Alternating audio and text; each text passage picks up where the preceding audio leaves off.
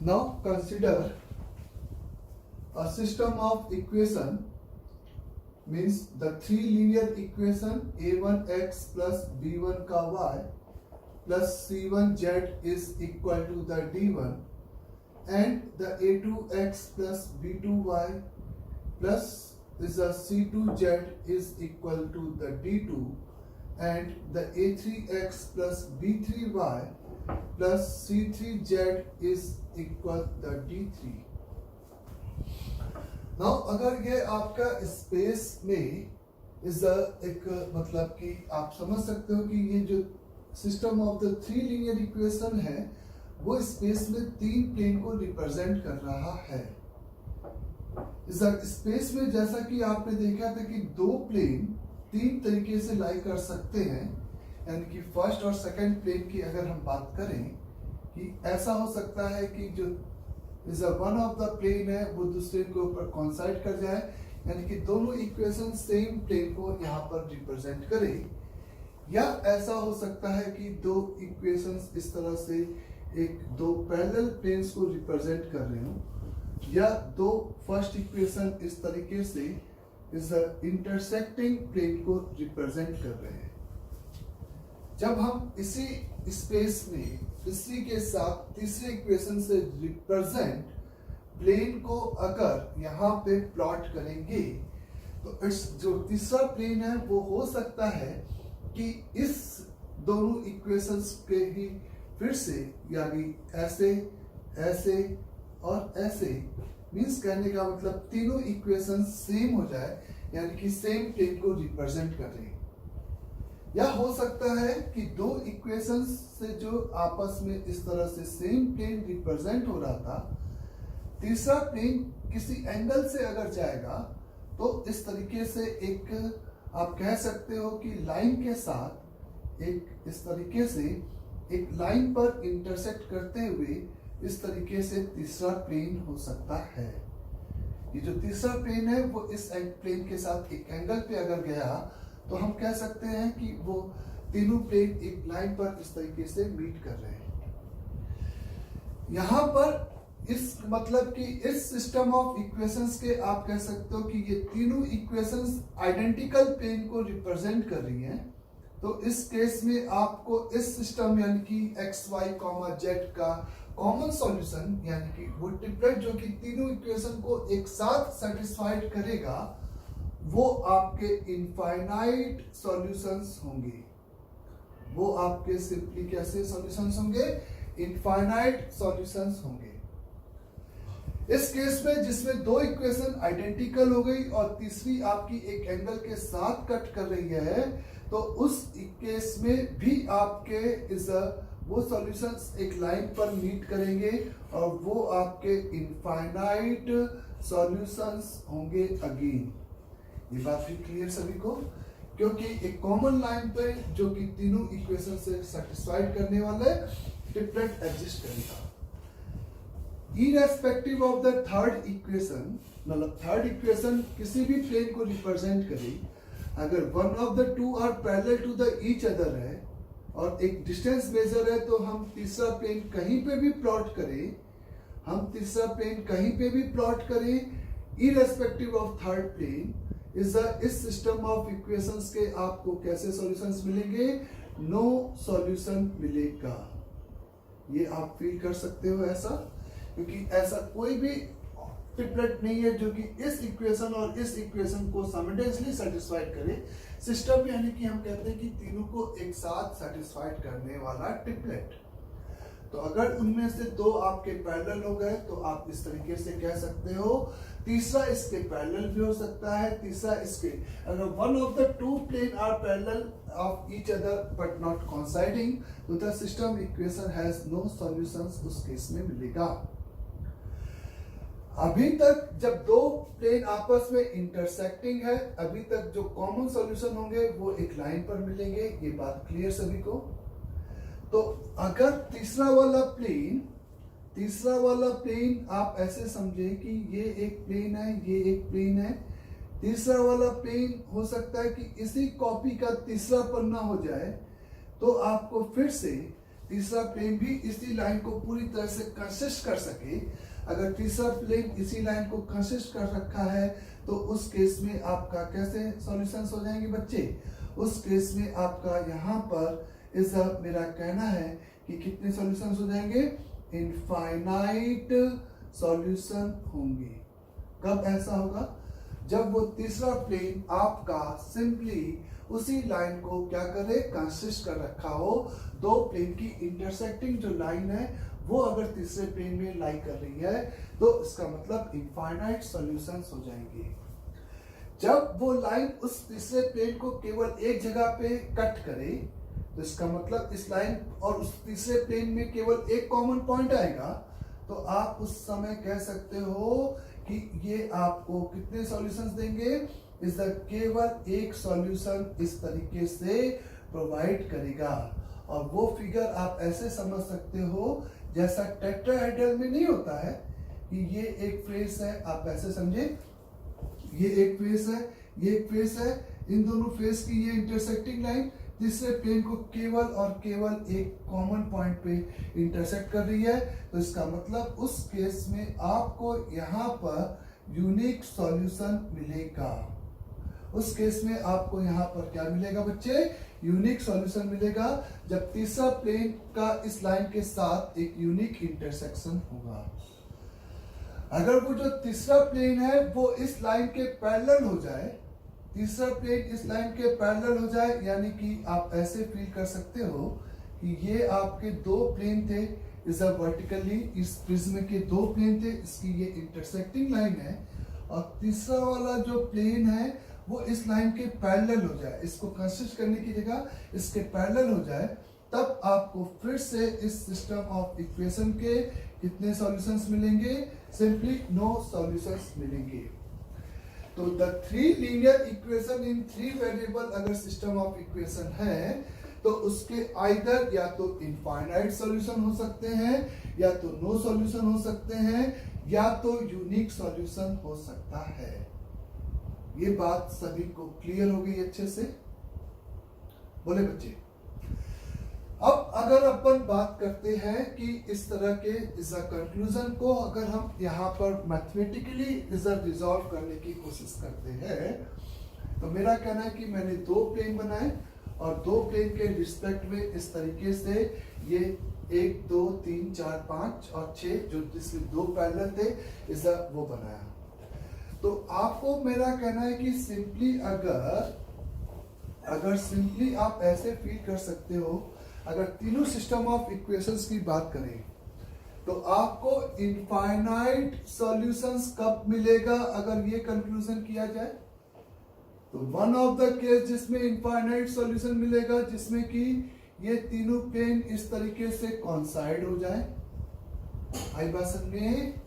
ये तीनों प्लेन इस तरीके से कॉन्साइड हो जाए, या हो सकता है कि दो आपके इस तरीके से सिंपली यहीं पे इस कॉन्साइड हो जाए, दो आपका इसी के साथ कॉन्साइड हो जाए, और तीसरा आपका इस तरीके से चला जाए, एक एंगल पे आपको इंटरसेक्ट करे, यानी कि कॉपी के दो पन्ने आपने चिपका दिया, और तीसरा तो ये कॉमन लाइन पे सॉल्यूशंस मिलेंगे जो कि इनफाइनाइटली मेनी सॉल्यूशंस होंगे।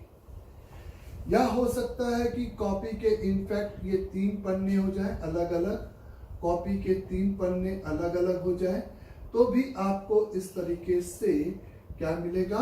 इनफाइनाइट सॉल्यूशंस मिलेगा। या देखिए ये वाला केस आप देख के ही फील कर सकते हो कि ये है कि नहीं है। अगर ये आपका P1 है, ये P2, ये P3, तो P1, P2, P3 अगर आपको प्योर गिवन है, तो ये केस आपको वेरीफाइड हो जाएगा। इक्वेशंस को देखने से ही ये केस आपका वेरीफाइड हो जाएगा। भाई तीनों इक्वेशंस में कुछ लैम्डा मल्टीपल होगा, या रिलेटिव रेशियो के जो कोफिशिएंट होंगे वो सेम होंगे। इसमें भी ऐसा ही आपको देखने से मिल जाएगा कि बेसिकली इसमें से क्या होगा। आप सोचो कि क्या हो रहा है बच्चे, कि दो इक्वेशन तो सेम प्लेन को रिप्रेजेंट करेंगे, लेकिन तीसरा एक एंगल पे इंटरसेक्ट करेगा, तो आप कह सकते हो कि इसका जो दो सेम है और जो तीसरा है उसका नॉर्मल वेक्टर अलग अलग डायरेक्शन में होगा। इसको देखकर भी हम बहुत आराम से ये केस वेरीफाइड कर सकते हैं। तीसरा केस है कि नहीं, ये देखने से नहीं पता चलेगा क्योंकि इसमें हम ऐसा नहीं कर सकते। हम इस केस में कैसे वेरीफाइड करेंगे? हम P1 plus lambda times of P2 बराबर 0 एक प्लेन की इक्वेशन कंसिडर करें, इनमें से किसी भी दो। मतलब मैंने बोल दिया कि ये आपका P1 है और ये प्लेन आपका P2 बराबर 0 है ना। पूरा लिखने की जगह पे मैंने नाम दे दिया सिंपल। और किसी भी लैम्डा की एक पर्टिकुलर वैल्यू के लिए ये इक्वेशन P3 को रिप्रेजेंट कर जाए। अगर ऐसा होगा तो ऐसा होने के लिए A1 plus A2 lambda divided by A3 is equal to the B1 plus B2 lambda divided by B3 is equal to the C1 plus C2 lambda divided by C3। यही constant is equal to the D1 plus lambda D2। मान के चल रहा हूँ कि इस तरह से P1 और P2 की मैंने फैमिली लिखी और एक लैम्डा के पर्टिकुलर वैल्यू के लिए ये तीसरा प्लेन रिप्रेजेंट हो जाए। और ऐसा तब होगा जब ये कंडीशन उस लैम्डा के लिए, मतलब दो को सॉल्व करने पे जो लैम्डा आएगा और उस रेशियो में ये चारों एग्जिस्ट करेंगे, तब आपका ये P3 या उस लैम्डा को यहाँ रख दूंगे तो आपका P3 जैसा प्लेन सेम टू सेम बन जाएगा कॉमन फैक्टर के साथ चाहो तो वो आपका कॉपी के 3 पन्ने हो जाएंगे। तो आपका मेरा कहना है कि इनफाइनाइट सॉल्यूशन या तो तीनों आइडेंटिकल प्लेन, दो आइडेंटिकल और एक एंगल के साथ इंटरसेक्ट करके जाएगा, या कॉपी के 3 पन्ने होंगे। तब आपके इस केस में, इन तीनों केस में आपको कैसे सॉल्यूशंस मिलेंगे? इनफाइनाइट सॉल्यूशंस मिलेंगे। अंडरस्टैंड? यूनिक सॉल्यूशन आपको कब मिलेगा? आपने क्या बोला बच्चे अभी? यूनिक सॉल्यूशन आपको कब मिलेगा? आपको क्या बताया गया? यूनिक सॉल्यूशन आपको तब मिलेगा जब आप इस दो प्लेन की जो इंटरसेक्टिंग लाइन है, जो दो प्लेन की इंटरसेक्टिंग लाइन है, वो तीसरे प्लेन को किसी एक एंगल पे जाकर कट करे, यानी कि वो लाइन उसके पैरेलल या पूरी की पूरी लाइन उसमें एग्जिस्ट ना करे। यानी कि ऐसा होगा कि P1 प्लस लैम्डा P2 के लिए, P1 प्लस लैम्डा P2 के केस में जो अपन को प्लेन मिलेगा, है ना, या आप ऐसे करो कि P1 और P2 प्लेन की जो डायरेक्शन वेक्टर आएगा, कौन सा जो डायरेक्शन वेक्टर आएगा उसकी अगर हम बात करें तो P1 और P2 का डायरेक्शन वेक्टर कैसे निकाल सकते हैं? इंटरसेक्टिंग लाइन का IJK is the A1 A2 A3 is the B1 B2 B3। आप समझ रहे हो बच्चे? ये आपका जो वेक्टर आया वो दोनों के नॉर्मल का इंटरसेक्टिंग लाइन का डायरेक्शन वेक्टर हो गया। अगर ये वेक्टर इस तीसरे वाले प्लेन के क्या हो, ऐसा एक एंगल पर इंटरसेक्ट करेगा, तब जाकर आपको टेट्राहेड्रल के इस तरीके से 3 फेस देखने को मिलेंगे। और ऐसा होने के लिए इस लाइन, इस प्लेन के नॉर्मल के साथ dot product not equal to the 0 होगा। नॉर्मल के साथ यानी कि किस वेक्टर के साथ? A3i plus B3j plus C3k। दिख रहा, एक लाइन और एक प्लेन में जब वो लाइन एक प्लेन को एक एंगल के साथ इंटरसेक्ट करेगा तो अपन ने कहा है कि this is not equal to the 0। और this is not equal to the 0 यानी कि इसको A1 A2 A3 से ये रिप्लेस हो जाएंगे यहाँ पे। और इसको अगर मैं इसे रोटेट करके लिखूं तो सीधे भाषा में A1 A2 A3 B1 B2 B3 and C1 C2 C3 is not equal to 0। इसको हम लोग इस 3 सिस्टम लीनियर सिस्टम का डेल्टा या डिस्क्रिमिनेंट बोले तो एक्स वाई जेड के कोफिशिएंट अगर नॉट इक्वल टू 0 है तो यूनिक सॉल्यूशन मिलेगा। और वो जो यूनिक सॉल्यूशन मिलेगा वो इस तरीके से आपका पिक्चर में इस 3 आप ऐसे भी फील कर सकते हो, जैसे आपके पास एक ये वॉल है, एक ये वॉल है और ये वॉल है। ये तीनों प्लेन में कॉमन पॉइंट एक कॉर्नर है केवल, वही आपका ये 90 डिग्री पे तीनों प्लेन इंक्लाइंड है और डेल्टा एडर पे ये किसी भी एंगल पे इंक्लाइंड हो सकते हैं। तो यूनिक सॉल्यूशन मिलने के लिए ये एक कांस्टेंट होगा यहाँ पे बच्चे। तीसरा आप कह सकते हो कि नो सॉल्यूशन। नो सॉल्यूशन वाला जो केस होगा, या तो आपने कहा कि इसमें से दो प्लेन ही आपस में इस तरह से parallel to the each other हो जाए, जो कि आपको देखने से एकदम एग्जैक्टली पता चल जाएगा। अगर मैं 3 इक्वेशंस आपको दूं, तो 3 इक्वेशन अगर मैं दूं तो आपको ये देख के पता चल जाएगा कि ये केस है कि नहीं है। कैसे?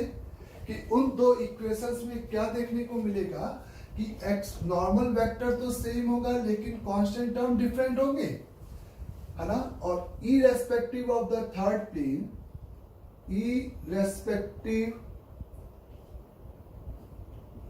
इरेस्पेक्टिव ऑफ थर्ड प्लेन, मेरा कहना है कि this system equation has no solution होगा।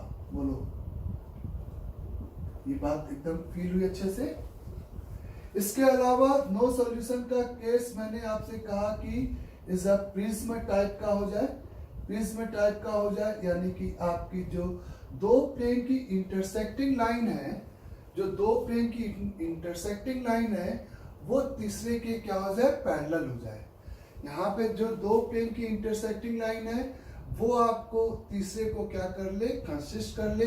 इसमें से 2 प्लेन की जो इंटरसेक्टिंग लाइन है, ये आप इस तरीके से ये वाला केस आप इक्वेशन को देखकर, या ये वाला केस आप इक्वेशन को देखकर, ये वाला केस इक्वेशन को देखकर, या ये वाला केस इक्वेशन को देखकर वेरीफाइड नहीं कर सकते। लेकिन ये जो 3 केस है, ये जो 3 केस आप देख रहे हो, ये इक्वेशंस अगर प्योरली गिवन है तो आपका सिंपली ये तीनों केस यहां पर वेरीफाइड हो जाएंगे। अंडरस्टैंड सभी को?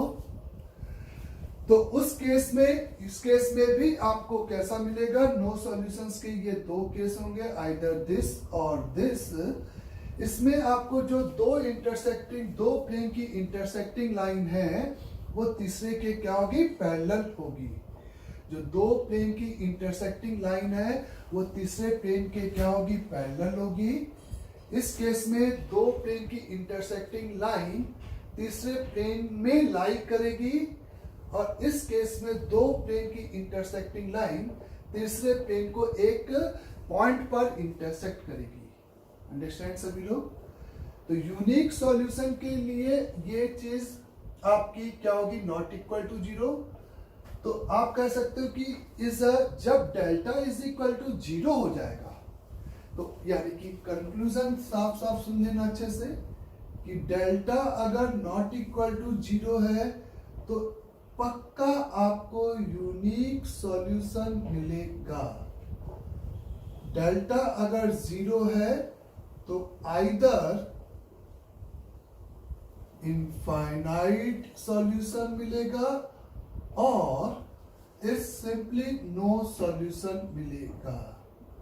या तो इनफाइनाइट, क्योंकि डेल्टा 0 मतलब कि वो जो 2 प्लेन की इंटरसेक्टिंग लाइन है वो तीसरे के या तो पैरेलल है, मतलब पैरेलल है तो वो प्लेन में भी एग्जिस्ट कर सकती है और प्लेन के पैरेलल भी हो सकती है। तो आइदर इनफाइनाइट और नो सॉल्यूशन कुछ भी मिल सकता है, मेरा कहने का मतलब ये है। अंडरस्टैंड सभी को? तो इस तरीके से आप मेरे को वेरीफाइड करोगे।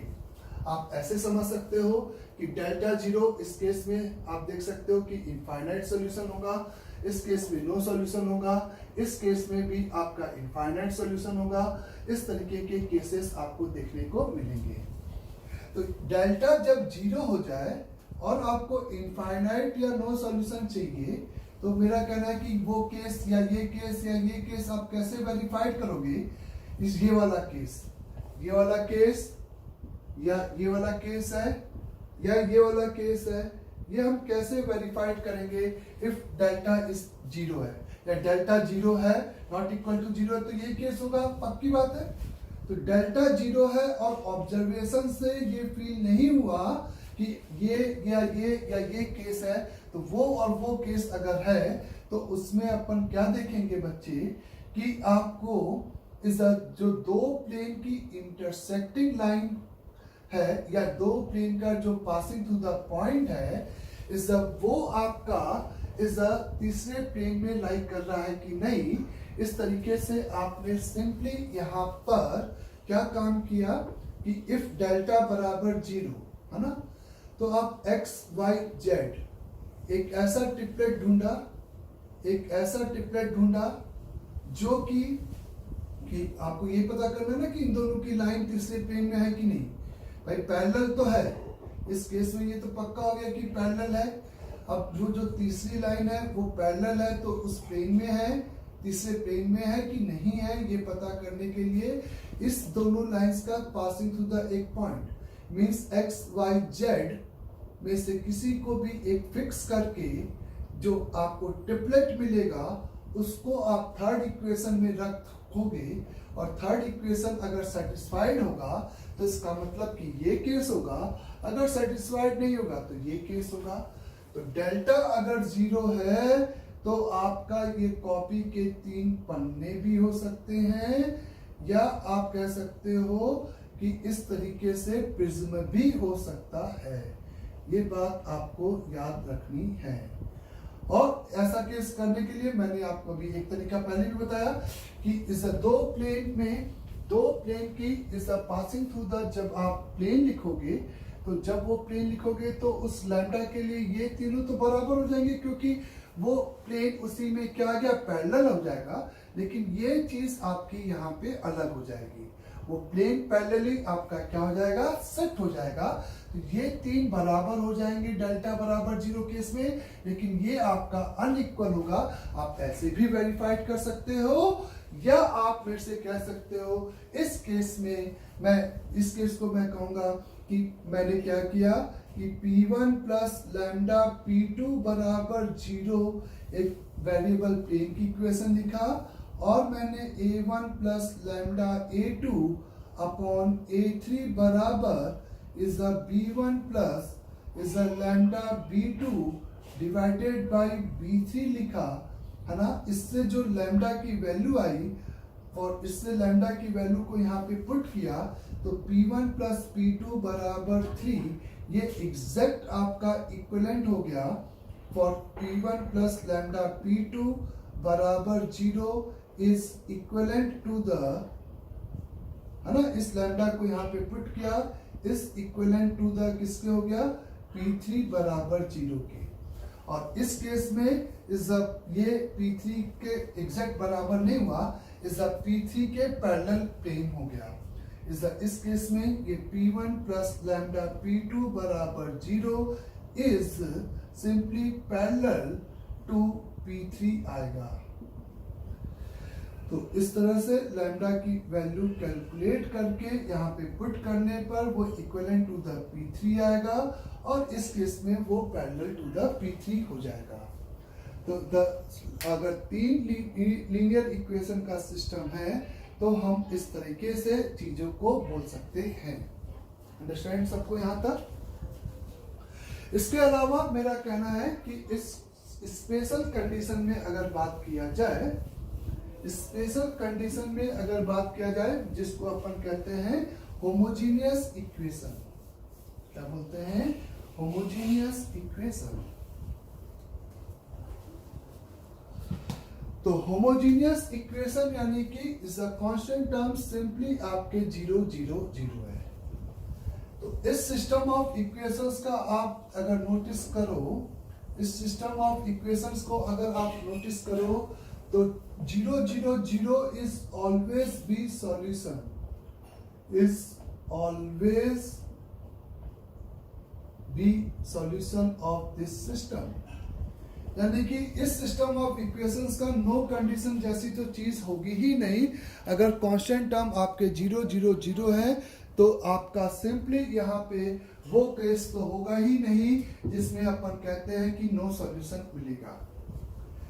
चूंकि 0 0 0 एक यूनिक सॉल्यूशन है तो इसका मतलब ये जो 3 है वो आपके या तो सिंपल इस तरीके से कॉन्साइडिंग प्लेन रिप्रेजेंट करेंगे, जो कि आपका ओरिजिन से पासेस थ्रू तीन प्लेन होंगे, यानी कि तीनों इक्वेशन सेम प्लेन को रिप्रेजेंट करेगा, जो कि सिंपली आप वेरीफाइड करके पता कर लोगे। या इस तरह से हो सकता है कि वो इस केस में आपको ऑब्वियस है इनफाइनाइट सॉल्यूशंस मिलेंगे, 0 0 0 के अलावा भी बहुत सारे सॉल्यूशंस इस केस में मिलेंगे। या ये हो सकता है कि ये 0 0 0 के रिस्पेक्ट में आपके तीन प्लेन इस तरीके से एक लाइन पर इंटरसेक्ट कर जाए, तो जिसमें भी आपको इनफाइनाइट सॉल्यूशंस मिलेगा, जिसमें भी आपको क्या मिलेगा, इनफाइनाइट सॉल्यूशंस मिलेगा। जब आप ये इसमें दो प्लेन सेम हो सकता है और तीसरा एक एंगल के साथ इंटरसेक्ट कर सकता है, जो कि आपका वेरीफाइड केस आप जिसको बोल सकते हो। या हो सकता है कि ये आपके टेट्राहेड्रल के तीन कॉन्जुगेटिव फेस हो जाए, जिसका one of the vertex basically origin हो जाएगा। तो यूनिक सॉल्यूशन, इस केस में आपको यूनिक सॉल्यूशन मिलेगा, इन दो केस में आपको इनफाइनाइट, या तीसरा केस जिसमें ये दोनों आपके क्या हो जाए बच्चे, कॉन्साइड कर जाए। आप तीसरा केस भी अगर बनाना चाहते हो इसी का स्पेशली, तो ऐसा हो सकता है कि दो प्लेन आपस में क्या कर जाए, एकदम सेम हो जाए, और तीसरा एक एंगल के साथ आपका इंटरसेक्ट करे, तो भी आपको कितना, इनफाइनाइट सॉल्यूशंस मिलेंगे। नाउ तो यूनिक सॉल्यूशन अगर है तो simple delta is not equal to 0 होगा, और उस सॉल्यूशन में यूनिक सॉल्यूशन उस केस में क्या आएगा, ट्रिपलेट 0, 0, जिसको हम सिंपली क्या बोलते हैं, ट्राइवल सॉल्यूशंस नाम देते हैं। डेल्टा बराबर 0 आप किसको कहते हो, इज अ ट्राइवल सॉल्यूशंस को इस तरीके से बोलते हो। अंडरस्टैंड सभी को। तो यूनिक सॉल्यूशन यानी कि डेल्टा बराबर 0, डेल्टा नॉट इक्वल टू 0 के केस में यूनिक सॉल्यूशन, और उस केस में ट्राइवल सॉल्यूशन। इस केस में आपके जो सॉल्यूशंस होंगे वो 0 0 0 के अलावा भी बहुत सारे होंगे। तो इस केस में जो सॉल्यूशंस आते हैं वो non zero solutions, non zero मतलब कि ऑल आर नॉट जीरो, मतलब एक्स वाई जेड अगर ऐसा कहा जाए कि has a solution x, y, z, is not equal 0, 0, 0, या x, y, z all are not 0, या ऐसा कहा जाए कि इस ट्राइवल सॉल्यूशन। तो ऐसे स्टेटमेंट का मतलब कि आपको इनफाइनाइट सॉल्यूशंस मिलना, और इनफाइनाइट सॉल्यूशन या तो तीनों इक्वेशन सेम प्लेन को रिप्रेजेंट कर जाए, तो इस केस में आपका डेल्टा, इन तीनों केस में डेल्टा आपका क्या होगा, 0। डेल्टा है क्या बच्चे, वही भाई D1 D2 D3 का तो डेल्टा में रोल था ही नहीं, A1 B1 C1, A2 B2 C2 and A3 B3 C3। ये आपका यहाँ पे सिंपली डेल्टा है, ये सिंपली आपका डेल्टा है।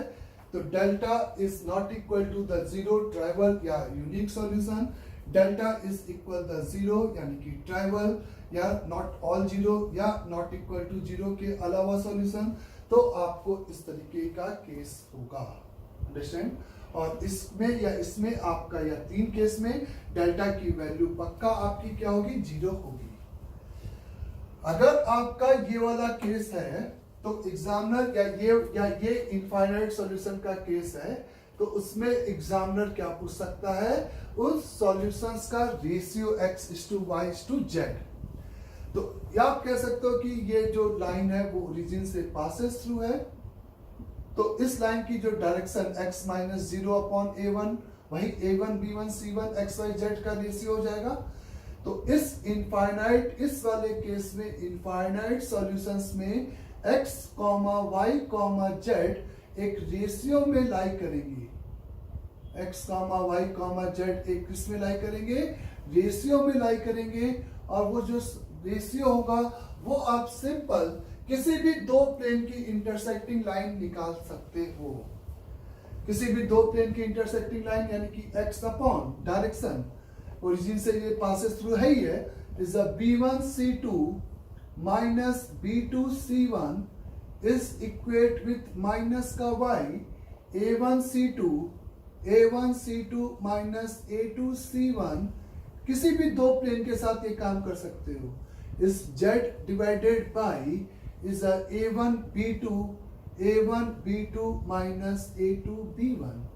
तो अगर आपका इनफाइनाइट सॉल्यूशन है या ये केस है, तब आपका जो सॉल्यूशंस होंगे वो एक रेशियो में एग्जिस्ट करेंगे.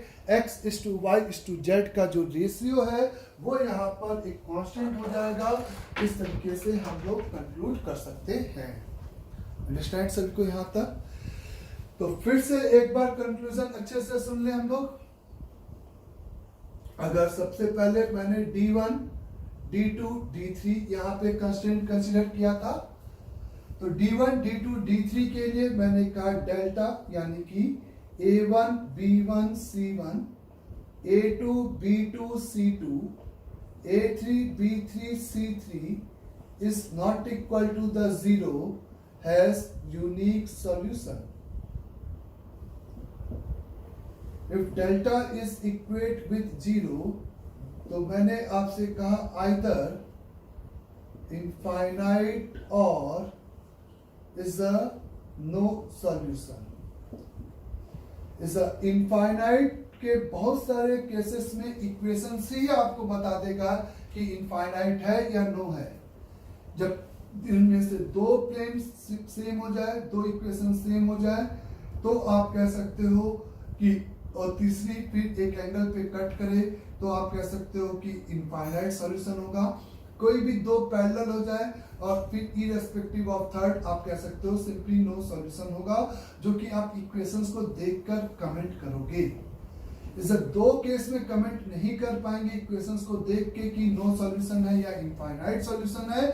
वो मैंने आपसे क्या कहा कि वो कॉपी के या तो 3 पन्ने हो जाए अलग अलग, आपको जो 3 इक्वेशन दे रखी है वो 3 प्लेन को रिप्रेजेंट करनी है अलग अलग. आपको नहीं पता चलेगा कि ये वाला केस है कि ये वाला केस है.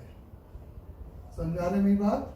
कि ये वाला केस है कि ये वाला केस है, आपको नहीं पता चलेगा. और ये पता करने के लिए p1 plus lambda p2 बराबर 0 is identical with p3 बराबर 0 and p1 plus lambda p2 is parallel to the p3 बराबर 0. ये होगा इस केस में आइडेंटिकल विद p3 बराबर 0 एक पर्टिकुलर वैल्यू ऑफ लैम्डा के लिए, और इस केस में पैरेलल टू द p3 होगा, जिसको हम वेरीफाइड इस तरीके से कर सकते हैं. या भाई वही बात है कि दो प्लेन की इंटरसेक्टिंग लाइन पे एक पॉइंट, यानी कि दो सिस्टम को सेटिस्फाइड करने वाला कोई भी एक ट्रिपलेट, x को 0 फिक्स करके y z निकाला और इस तीसरे इक्वेशन को अगर सेटिस्फाइड